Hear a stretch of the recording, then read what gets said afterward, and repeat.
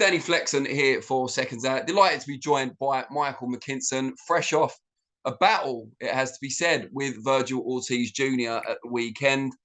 I guess, how are you feeling and how do you reflect on that fight now? Obviously, I don't have an O anymore, and it's a bitter pill to swallow. But it's only been positive since the fight. It's only been positives from everybody on social media to the boxing people over here, media over here. So, if anything, my stocks have risen from this trip. It's been a hell of an experience. You know, I came to Texas not just to tell people I fought Vergil Ortiz or tell people I beat Vergil Ortiz. That didn't happen, but I still feel like I've won in terms of my career and people finally giving me credit, giving me respect and appreciation. So yeah, it's all good, all good. I'll take it on the chin. Some people are scared to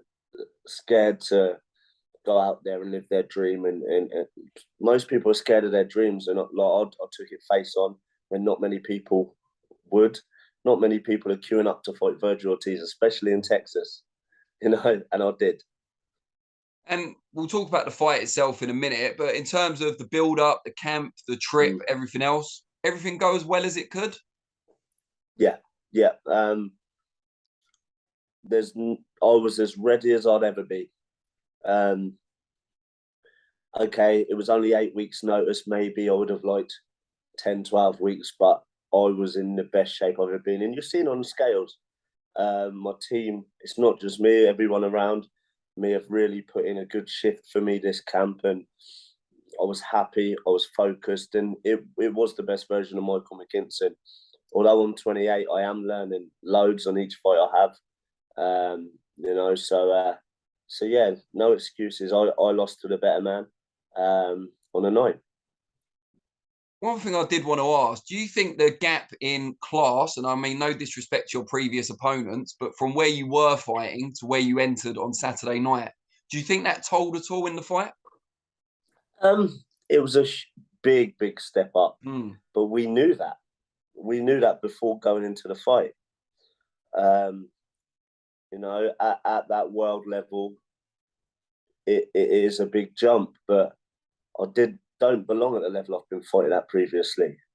It's been too easy. And what do people want me to do? Just keep coasting points wins against international opponents, or do they want me to actually challenge myself and dare to be great, which I did, you know? I'd do it all over again if I had the opportunity. Like some people are scared to live their dreams, like I said, but I'm not. I want to make as many people proud of me as possible, which it seems like I have done from this trip. I'm 28 now, so I'm only interested in big fights, and there's no bigger name than Vergil Ortiz in world boxing. Like 100% knockout record, and I went into the lion's den with no fear, you know. So yeah, I'm proud of myself. Looking at the fight itself, after say 4 rounds, were you thinking kind of things are going to plan? We knew he would start very quick. That pace in the first 4 or 5 rounds was very quick. He seemed to have settled the pace down. He started to pick better shots, but when he set the pace dropped and he eased off the pace, I was more and more confident that I knew we were losing, but there was not a point I thought I was going to get stopped. I was getting more and more confident this is going the 12 rounds. And when it was going deep and going into enemy territory he's never been in, round 9, 10, 11, 12, then possibly I could have had a lot more success. But yeah, he caught me with a hell of a shot in round 8, about 20 seconds before the knockdown.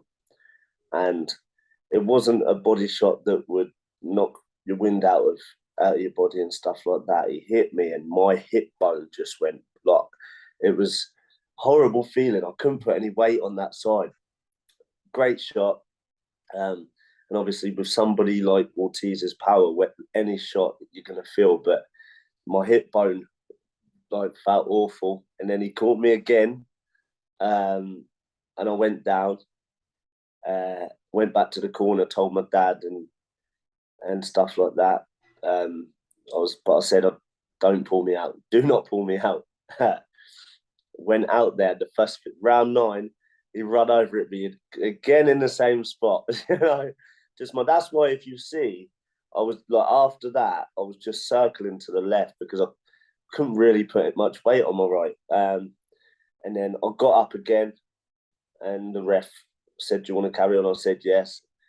And then obviously my dad got up on the apron and stopped the fight, which I've seen on Twitter a lot of people saying it was a great piece of corner work from my dad. You know, like obviously I wanted to go out with pride. But yeah, there's no shame. I lost to Vergil Ortiz.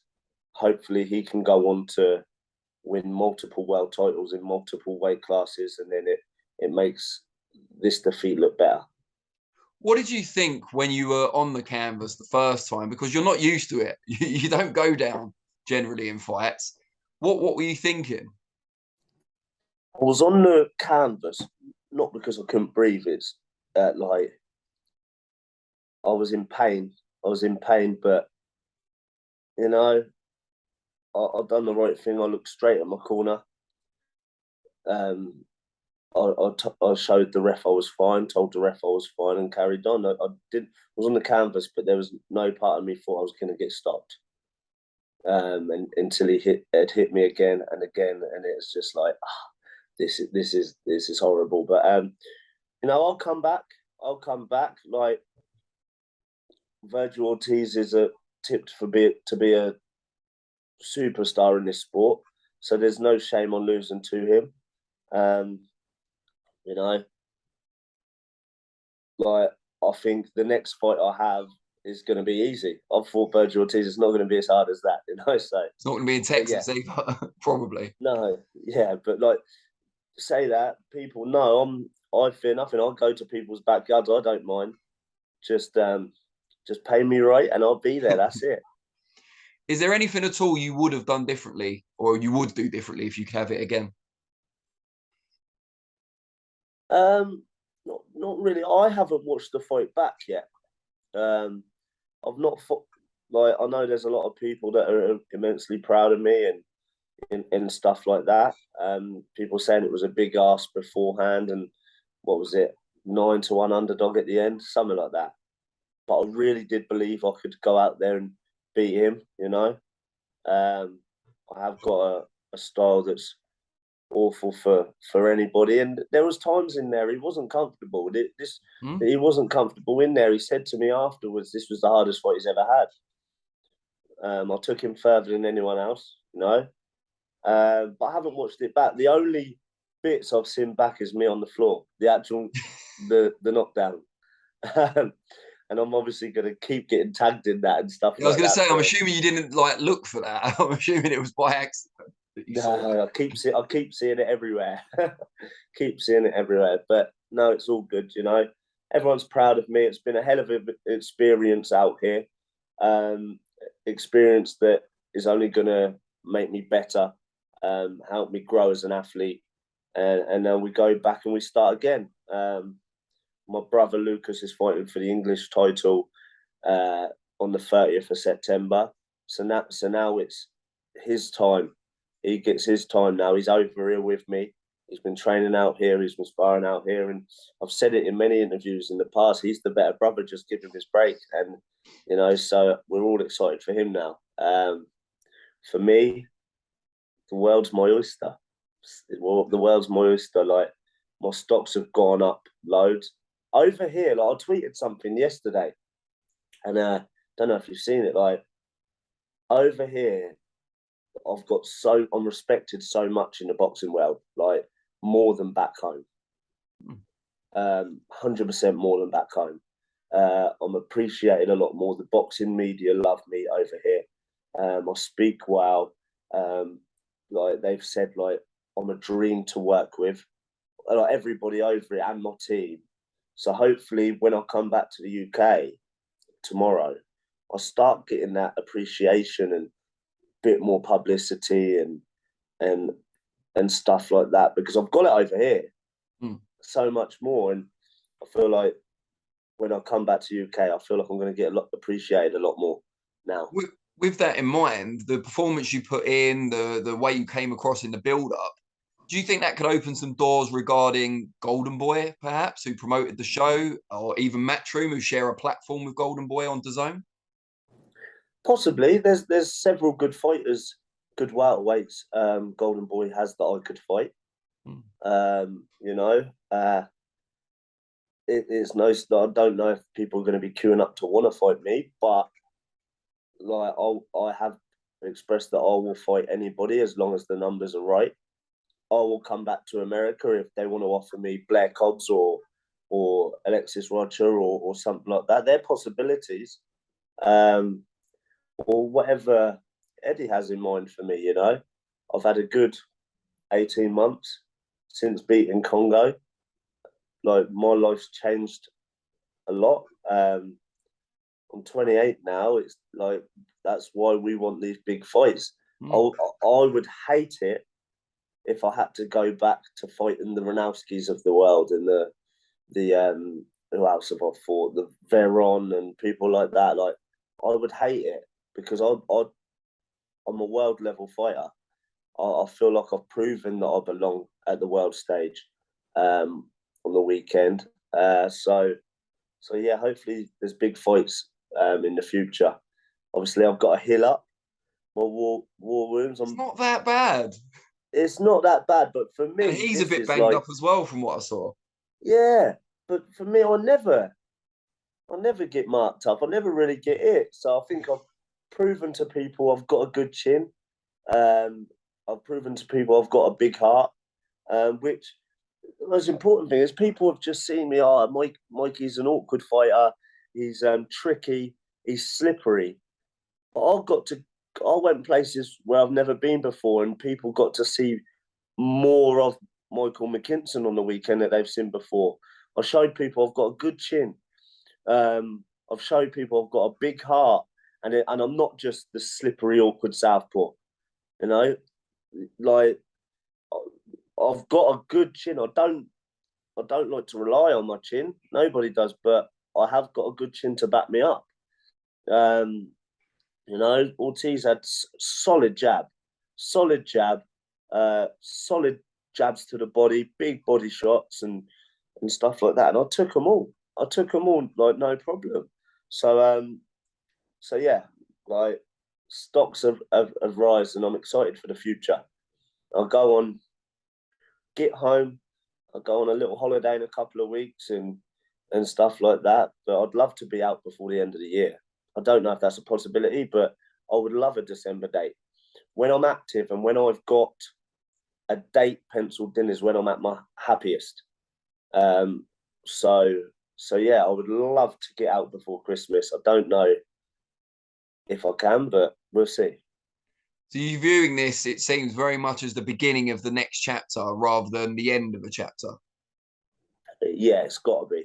It's got to be. From when I came to Texas 2 weeks ago to where I am now, I came to Texas here. I'm up here now.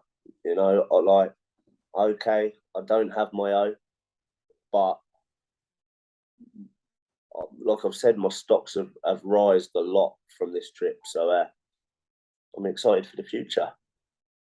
And just to ask about Ortiz before we round off, he will now go on, presumably at some point, to challenge a Spence or a Crawford or whoever else, you know, a regular champion perhaps.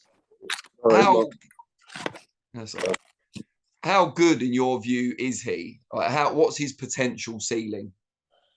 I think it's a big ask at welterweight. Spence and Crawford are amazing fighters, amazing proven fighters. And Ortiz has walked through everyone he's been put in front of. But I think that fight makes him, because it got made as an eliminator for the WBA. so it puts him in a mandatory position now. But the WBA regular champion, that's Stanionis, yeah. Stanionis,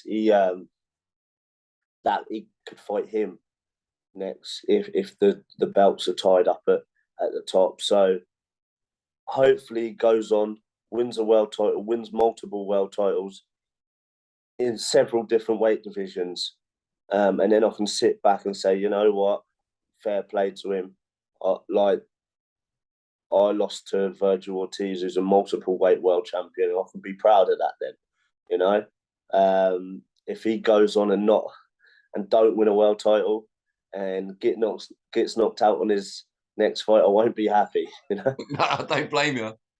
But maybe a rematch down the road as well. You know, you keep winning, he wins one of those titles. Yeah, I'm a world level fighter. I belong at the top. I belong on these big shows. I belong, you know, like I'm a lad from Portsmouth, which is not a huge city. We've got a couple of champions coming out, a couple on the rise from Portsmouth, and I'm flying the flag. But for a lad from Portsmouth to go over to America and fight, which I did in March, was big. I became the first fighter from my town, first professional from my town ever to fight in the States. Fast forward 5-6 months, I headline on a Golden Boy show in America. Like, I'm very, very proud of myself. So you should be. Of what I've done and what I've done in the last 18 months. Getting the Congo win, getting signed by Matchroom, getting the opportunity to go to America, then getting the opportunity to go back and headline in America. You know, like, so beating a very short notice opponent the first time in America as well. Yeah, like, so like, I'm proud of what I've achieved, but I'm only 28. Like, I've got many years left in boxing, so it's just we're still at the beginning. You know, we're still on our way. I'm getting better.